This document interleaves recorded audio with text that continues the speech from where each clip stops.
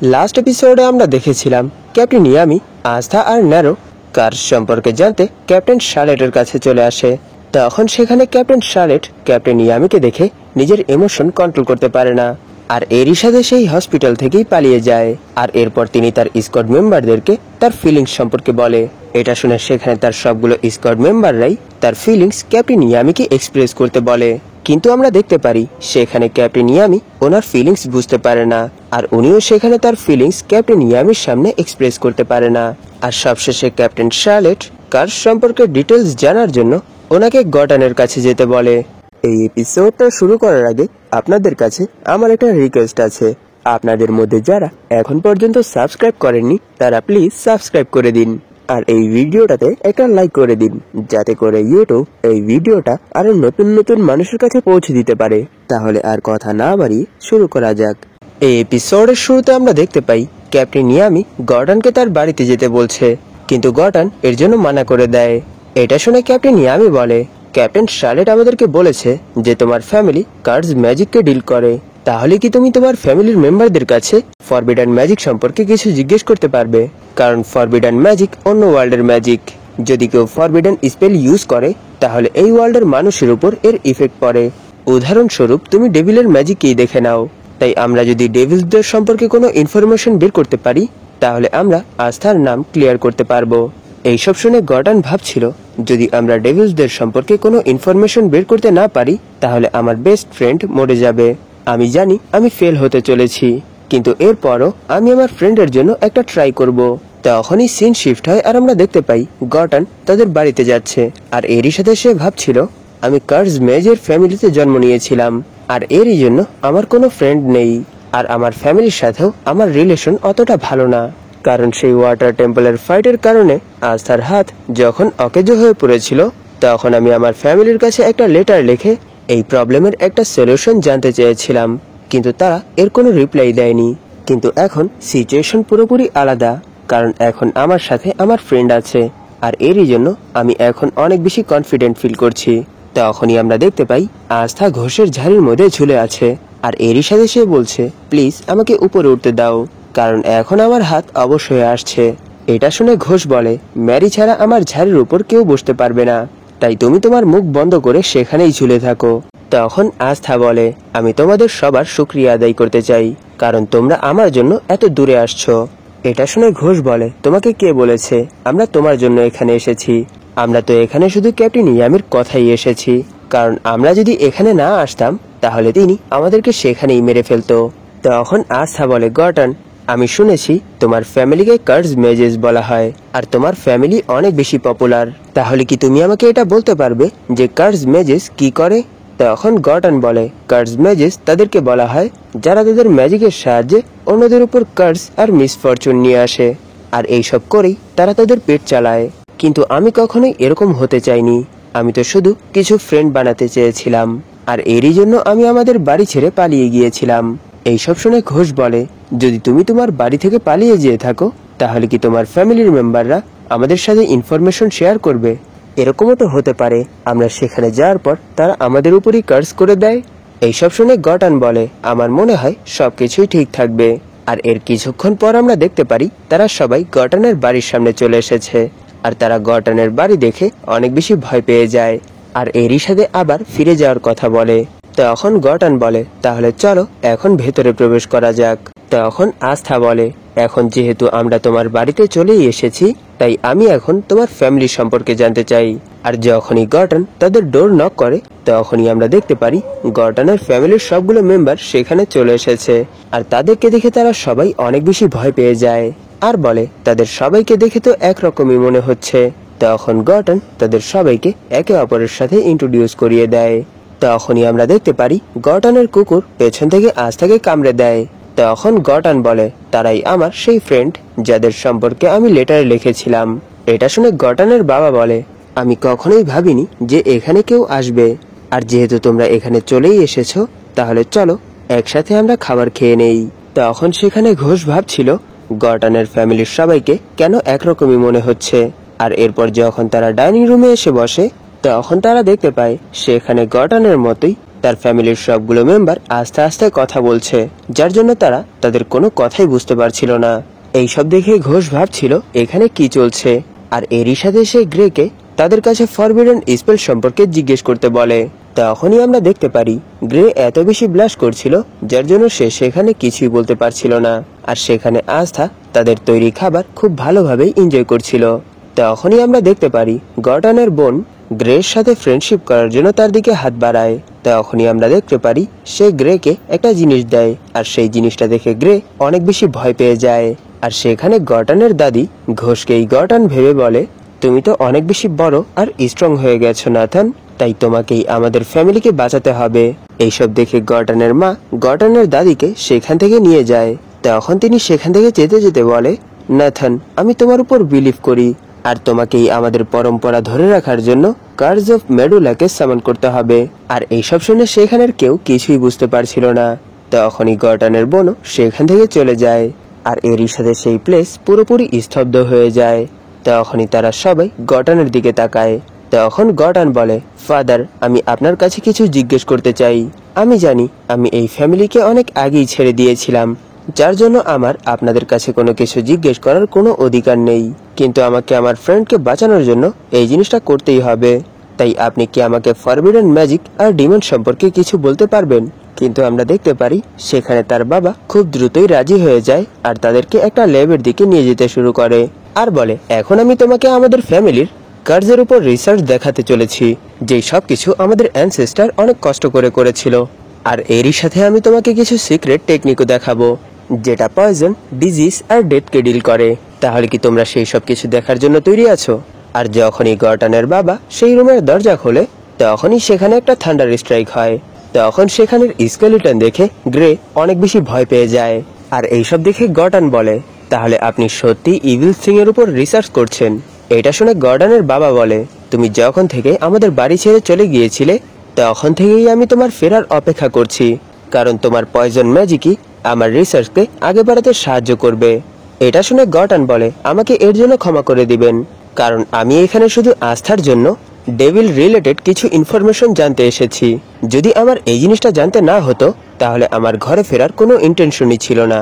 এইসব শুনে তার বাবা বলে, তুমি এরকম কোনো কথা বলো না গর্ডন, কারণ একটা মানুষকে মৃত্যু ড্রাগস, পয়জন আর কার্জের সাহায্যে দেওয়া যায়। তাই যদি তুমি এখানেই থেকে যাও, তাহলে আমি তোমাকে সবগুলো সিক্রেট সম্পর্কে বলবো। এইসব শুনে গর্ডন বলে, একটা হিউম্যানের লাইফ সম্পর্কে আপনি কি ভাবেন? তখন তার বাবা বলে, হিউম্যান অনেক বেশি দিন বাঁচে না, তারা মরে যায়, আর তোমার ফ্রেন্ডও একদিন মরে যাবে। এইসব বলেই তিনি এর একটা এক্সাম্পল দেওয়ার জন্য তাদের উপর অ্যাটাক করে দেয়। এটা দেখে আস্থাও তার শর্টের সাহায্যে ওনার সবগুলো অ্যাটাক ব্লক করতে শুরু করে, কিন্তু একটা অ্যাটাক আস্থার বডিতে টাচ করে যায়, কিন্তু এতে আস্থার কিছুই হয় না। তখন গর্ডনের বাবা বলে, তোমার টেম্পারেচার তো একেবারেই নর্মাল, আর তোমার ফিজিক্যাল বডির ভেতরও কোনো প্রবলেম নেই, শুধু ডিফারেন্ট এটাই যে তোমার ভেতর কোনো ম্যাজিক পাওয়ার নেই। এইসব শুনে গর্ডন জিজ্ঞেস করে, আপনি এখানে কি করতে চাচ্ছেন? তখন গর্ডনের বাবা বলে, আমি আমাদের ফ্যামিলির কার্ডস কিলিং স্কিলকে সঠিক প্লেসে ইউজ করার চেষ্টা করছি, যাতে করে আমি এটা হেলথ ম্যানেজমেন্ট আর মেডিকেল ট্রিটমেন্টের মধ্যে ইউজ করতে পারি। আর এই জিনিসটা আমি শুরু করেছি, এই জন্য আমি বেশি বড় রোগের ট্রিটমেন্ট করতে পারি না। আর এটাই সেই কারণ ছিল যখন তুমি আমাকে তোমার লেটারের সাহায্যে এটা বলেছিলে যে তোমার ফ্রেন্ডের হাত কার্জের জন্য অকেজো হয়ে পড়েছে, তখন আমি কিছুই করতে পারিনি। এইসব শুনে আস্থা বলে, তাহলে আপনি আপনার ম্যাজিককে অন্যদেরকে ট্রিটমেন্ট করার কাজে ইউজ করছেন, এর মানে আপনাকে তো একটা রিকভারি মেজ বলা দরকার। এটা শুনে গর্ডনের বাবা বলে, হ্যাঁ তুমি ঠিক বলেছ, কিন্তু এই কাজটা যেহেতু আমি শুরু করেছি, এর জন্য এই সম্পর্কে বেশি কেউ জানে না। এইসব শুনে গর্ডন বলে, কিন্তু আপনি তো আমাকে এইসব সম্পর্কে কিছুই বলেননি।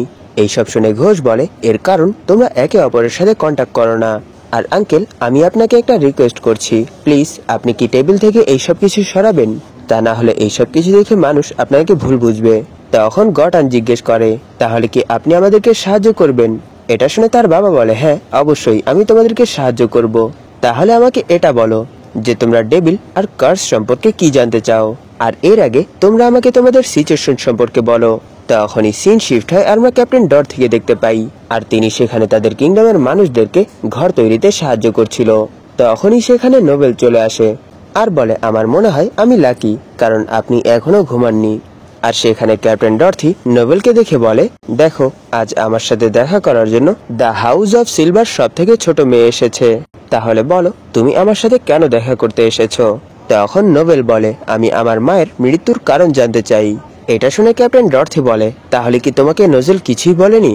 তখন নোবেল বলে, আমি কাল যখন তাদের সাথে দেখা করতে গিয়েছিলাম তখন আমাকে নোজেল কিছু বলেছিল। তখনই আমরা একটা ফ্ল্যাশব্যাক দেখতে পাই যেখানে নোবেল জিজ্ঞেস করছে, তুমি কি বলতে চাচ্ছ? তাহলে কি আমাদের মা আমাকে জন্ম দেওয়ার জন্য মরেনি? তখন নোজেল বলে, সবাই এটাই জানে যে আমাদের মা তোমাকে জন্ম দেওয়ার জন্যই মরে গেছে, কিন্তু সত্য তো এটা যে উনি আগেই এটা জানতেন যে উনি মরতে চলেছে, তাই ওনার মৃত্যু তোমাকে জন্ম দেওয়ার জন্য হয়নি, আর এরই সাথে কোনো ইলনেস অথবা ইনজুরির জন্য ওনার মৃত্যু হয়নি। ওনার মৃত্যু এরকম একটা কারণের জন্য হয়েছে যেটা এই ওয়ার্ল্ডে হওয়া সম্ভব না।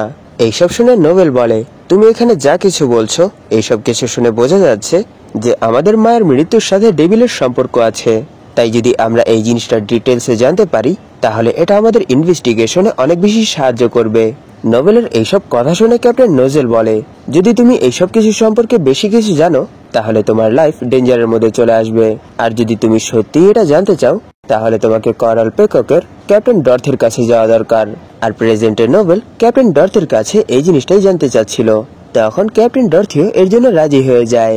এটা দেখে নোবেল বলে, তাহলে কি সত্যিই আমার মায়ের মৃত্যুর পেছনে ডেভিলের কোনো হাত রয়েছে? তার এতটুকু বলার সাথে সাথেই ক্যাপ্টেন ডরথি তাকে চুপ করিয়ে দেয় আর বলে, তোমাকে কি নোজেল এই সম্পর্কে বাইরে কথা বলতে মানা করেনি?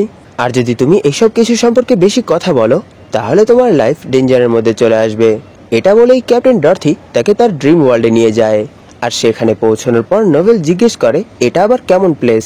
তখন ক্যাপ্টেন ডরথি বলে, এটা আমার ড্রিম ওয়ার্ল্ড, আর এই ওয়ার্ল্ডের সবকিছুই আমিই কন্ট্রোল করি। তখনই নোবেল সেই ড্রিম ওয়ার্ল্ডে আস্থাকে দেখতে পায়। তখনই আস্থা নোবেলের কাছে এসে তার সাথে ফ্লার্ট করতে শুরু করে। এইসব দেখে নোবেল অনেক বেশি ব্লাশ করতে শুরু করে। তখনই ক্যাপ্টেন ডরথি তার কাছে চলে আসে আর বলে, এটাই তো সেই ছেলে যে তোমার মনের মধ্যে সবসময় ঘোরাঘুরি করে। এটা শুনে আস্থা বলে, তাহলে তুমি আমাকে নিয়েই সবসময় ভাবো? আস্থার এই কথা শুনে নোবেল তার উপর অ্যাটাক করে তাকে অনেক দূরে সরিয়ে দেয়। তাকে এরকম করতে দেখে ক্যাপ্টেন ডরথি বলে, তুমি এত বেশি রেগে আছো কেন? তুমি তো তাকেই বাঁচানোর জন্য এখানে এসেছো। কিন্তু নোবেল এর জন্য মানা করে দেয়। তখনই ক্যাপ্টেন ডরথি বলে, তুমি কোনো টেনশন করো না, এটা এরকম একটা প্লেস যেখানে আমরা আমাদের সিক্রেট শেয়ার করতে পারবো। এটা বলেই ক্যাপ্টেন ডরথি সেখানে ক্যাপ্টেন নোজেলকেও ক্রিয়েট করে দেয় আর বলে, তুমি তার সাথে কথা বলার পরই আমার কাছে এসেছো তাই না? আর নিশ্চয়ই তুমি এটা জানতে চাও যে সে এই জিনিসটা কেন লুকিয়েছে যে তার মাকে একটা ডেভিল মেরেছে। এইসব শুনে নোবেল জিজ্ঞেস করে, তাহলে সে কেন এইসব কিছু কাউকে বলেনি? এটা শুনে ক্যাপ্টেন ডরথি বলে, এর কারণ যদি কেউ এইসব কিছু সম্পর্কে জেনে যায় তাহলে তার সাথেও ঠিক একই জিনিস হবে যেরকমটা তোমাদের মায়ের সাথে হয়েছিল। আর এটাই সেই কারণ ছিল যার জন্য সে তোমাদের কাউকে কিছু বলেনি। আর এরই জন্য আমি তাকে এই ওয়ার্ল্ডে নিয়ে এসে সব সত্য তাকে বলতে বলেছিলাম, কারণ এটা এরকম একটা ওয়ার্ল্ড যেই ওয়ার্ল্ড বাকি ওয়ার্ল্ড থেকে একেবারেই আলাদা, তাই এখানে সেই কার্স কোনো ইফেক্ট ফেলবে না। তখনই ক্যাপ্টেন নোজেল বলে, নোবেল আমাকে এর জন্য ক্ষমা করে দিও, কারণ আমি তোমাদের কাউকেই কিছু বলিনি, কারণ আমি তোমাদেরকে কোনো ডেঞ্জারে ফেলতে চাচ্ছিলাম না। এইসব বলেই ক্যাপ্টেন নোজেল তার কাছে এসে তাকে আদর করতে শুরু করে। এইসব দেখে নোবেল সেখানে কিছুই বুঝতে পারছিল না, আর এরই সাথে তার উপর অ্যাটাক করে তাকেও সেখান থেকে উড়িয়ে দেয়। আর অনেক বেশি রেগে বলে, নোজেলকে এরকম বানানো বন্ধ করো।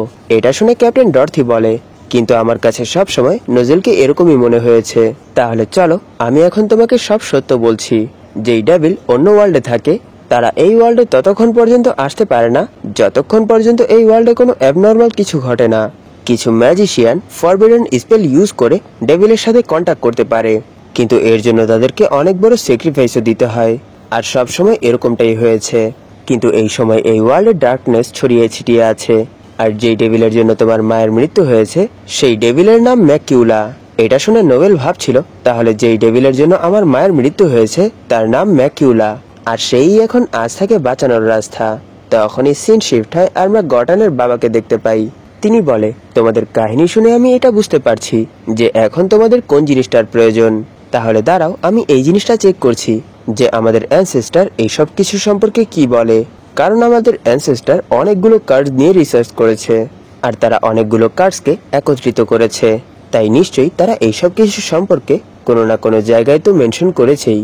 এইসব বলেই তিনি ক্লোয়ার কিংডমের একটা ম্যাপ ক্রিয়েট করে আর বলে, এই ম্যাপের মধ্যে যেসব প্লেসে আগুন জ্বলছে সেই সবগুলো প্লেস এক একটা কার্সকে রিপ্রেজেন্ট করে। আর আগুনের পরিমাণ যত বেশি হবে সেই সব কার্সের ইম্প্যাক্টও ততই বেশি হবে। তখনই তারা দেখতে পায় তাদের ব্ল্যাক বুলসের বেসের মধ্যে অনেক বেশি আগুন জ্বলছে। এটা দেখে আস্থা বলে, তাহলে কি আমাদের বেসের মধ্যেও এরকম কেউ আছে যার উপর অনেক ভয়ঙ্কর কার্স আছে? এটা শুনে ঘোষ বলে, তাহলে আমাদের এই জিনিসটা দেখতে হবে যে আমাদের বেসের মধ্যে কোন পার্সনটাকে বেশি অদ্ভুত মনে হয়। তখন তারা এই জিনিসটা নিয়ে অনেকক্ষণ ভাবার পর তারা বুঝতে পারে যে তাদের ব্ল্যাক বুলসের কোনো মেম্বারই নর্মাল না। এটা শুনে আস্থা বলে, তুমি এটা কি করে বলতে পারো? আমরা সবাই নিজেদের ফিল্ডে ইউনিক। এটা শুনে ঘোষ তার উপর চিল্লাতে চিল্লাতে বলে, তুমি সব থেকে বেশি অদ্ভুত, কারণ তোমার কাছে কোনো ম্যাজিক পাওয়ারই নেই।